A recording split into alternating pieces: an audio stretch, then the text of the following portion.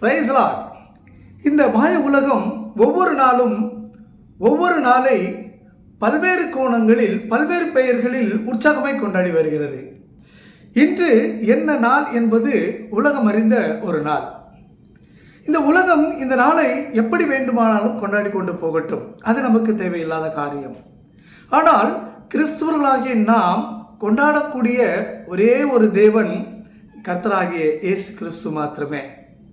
இன்று உலகமே கொண்டாடும் இந்த அன்பு ஒரு நாள் மாறி போகும், ஒரு நாள் மறைந்து போகும், ஒரு நாள் அழிந்து போகும். ஆனால் என் தேவனின் அன்போ மாறாதது. பெஸ்ட் லவ் ப்ரொபோசல் பைபிள் இருந்து ஒன்று நான் சொல்லட்டுமா? அநாதி சிநேகத்தால் உன்னை சிநேகித்தேன், ஆதலால் காருண்யத்தால் உன்னை இழுத்து கொண்டேன். பாருங்க, எப்படிப்பட்ட ஒரு அன்பு பாருங்க. அநாதி சிநேகத்தால், எவர் லாஸ்டிங் லவ். உன் மேல நான் வச்சிருக்கிற அன்பு, லவ், அதுக்கு முடிவே இல்லை. ஒருவேளை என் மகனே, என் மகளே, நீ என்னை விட்டு தூரமாக போய் கொண்டிருக்கிறாய் என்றால், என்னுடைய அன்பினாலும் என்னுடைய கிருபையினாலும் உன்னை நான் எடுத்துக்கொள்வேன். எப்படிப்பட்ட லவ்வுங்க இது! வேதத்தில் வாசிக்கிறோம், அவர் முந்தி நம்மிடத்தில் அன்பு கூர்ந்தபடியினால். பாருங்களேன், அவர் தாங்க லவ்வை நம்மகிட்ட ஃபர்ஸ்ட் ப்ரப்போஸ் பண்றாரு. முந்தி நம்மகிட்ட அவருடைய லவ்வை ப்ரப்போஸ் பண்றாரு. அவர் என்ன எதிர்பார்க்கிறாருன்னா, நாமும் அவரை திரும்ப லவ் பண்ணணும் அப்படின்றத அவர் எதிர்பார்க்கிறார். அவர் முந்தி நம்மிடத்துல அன்பு கூர்ந்தபடினால் நாமும் அவரிடத்துல அன்பு கூற கடமைப்பட்டு இருக்கிறோம். நம்ம ஆண்டவராகிய இயேசு கிறிஸ்து ஒரு விரும்புகிற ஒரு காரியம் இருக்கிறது. அதாவது அவர் என்ன எதிர்பார்க்கிறோம்னா, நாம் அவரை திரும்ப லவ் பண்றோமா, அவர் மீது நாம் அன்பு வைத்திருக்கிறோமா, அந்த லவ்வை, அவர் ப்ரப்போஸ் பண்ண லவ்வை நம்ம அக்செப்ட் பண்ணிட்டு நாம திரும்ப அவருக்கு அந்த லவ்வை கொடுக்கிறோமா என்பதை அறிந்து கொள்ள அவர் அதிக ஆர்வமாக இருக்கிறார். அதில் அவர் பிரியப்படுகிறார். நம்ம வேதத்துல ஒரு பகுதியை நம் அனைவருக்கும் தெரிந்த ஒரு பகுதி, சீமோன் பேதுருவை பார்த்து கேட்கிறார். எப்படி? அவங்க அப்பா பேரை சொல்லி கேட்கிறார். யோனாவின் குமாரனாகிய சீமோன் பேதுருவே, நீ என்னை நேசிக்கிறாயா, நீ என்னை அன்பு செய்கிறாயா, நீ என்ன லவ் பண்றியா அப்படின்னு டைரக்டா பார்த்து கேட்கிறார். அதுல ஸ்பெஷல் வேர்டு ஒன்று போட்டு கேட்கிறாரு, இங்கு இருக்கிறவர்களை பார்க்கிலும் அதிகமாக நீ என்னை லவ் பண்றியா? பேதுரு சொல்றாரு, ஆமாங்க, நான் உங்களை அதிகமாக லவ் பண்றேன். ஒரு முறை அல்ல, 2 முறை அல்ல, 3 முறை திரும்ப திரும்ப கேட்கிறார். அப்போ அவர் எதிர்பார்க்கிற ஒரு காரியம், நாம திரும்ப லவ் பண்றோமா என்பதை தெரிந்து கொள்ள அவர் பிரியப்படுகிறார்.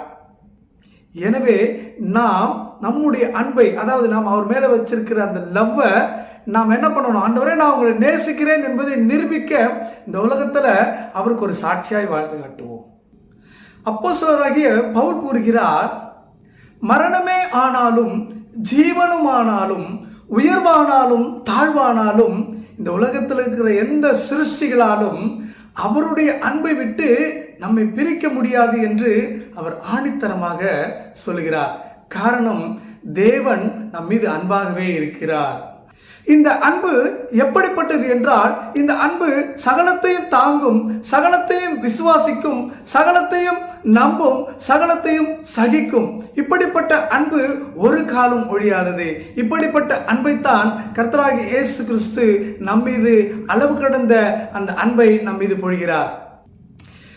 எனக்கு பிரியமானவர்களே, நீங்க கேட்கலாம், இந்த இயேசு கிறிஸ்து ப்ரப்போஸ் பண்ற லவ்வை நான் ஏங்க அக்செப்ட் பண்ணணும்?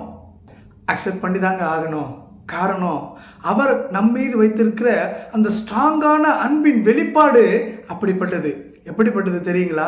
அவர் சொல்றாரு, நான் உன்னை விட்டு விலகுவதும் இல்லை, உன்னை கைவிடுவதும் இல்லை. இந்த உலகத்துல எந்த உறவும் சொல்ல முடியாத ஒரு மிகப்பெரிய வார்த்தை, நான் உன்னை விட்டு விலகுவதும் இல்லை, உன்னை கைவிடுவதும் இல்லை. பொல்லாத உலகத்தை ஜெயிக்க உங்களுக்கு ஆசை இருக்குதா? தேவன் தாமே நம் மீது முந்தி வைத்த அந்த அன்பை, அவர் ப்ரப்போஸ் பண்ற அந்த லவ்வை நீங்க அக்செப்ட் பண்ணுங்களேன். இந்த உலகத்துல என்னை யாரு நேசிக்கிறாங்க, நேசிக்கல, எனக்கு கவலை இல்லைங்க. வானத்தையும் பூமியும் உண்டாக்கின கர்த்தர் என்னை நேசிக்கிறார், அது போதுங்க என் வாழ்க்கையில. அவர் எனக்காக சிங்காசனத்தை விட்டு இறங்கி வந்து என் மீது இருக்கிற லவ்ல, என் மேல இருக்கிற அந்த அன்புல, என் மேல இருக்கிற அந்த பாசத்துல அவர் எனக்காய் சிங்காசனத்தை விட்டு இறங்கி வந்திருக்காருன்னா என் மேல அவர் எவ்வளோ லவ்வா இருக்காருங்க. அவருடைய அன்புக்கு அளவே இல்லை. இன்று நான் அவரை என் முழு உள்ளத்தோடும் முழு ஆன்மாவோடும் முழு பலத்தோடும் இன்று நான் அவரை அன்பு செய்ய தயாராக இருக்கிறேன். My first lover, my best lover, only one, my Jesus. I love you, Jesus.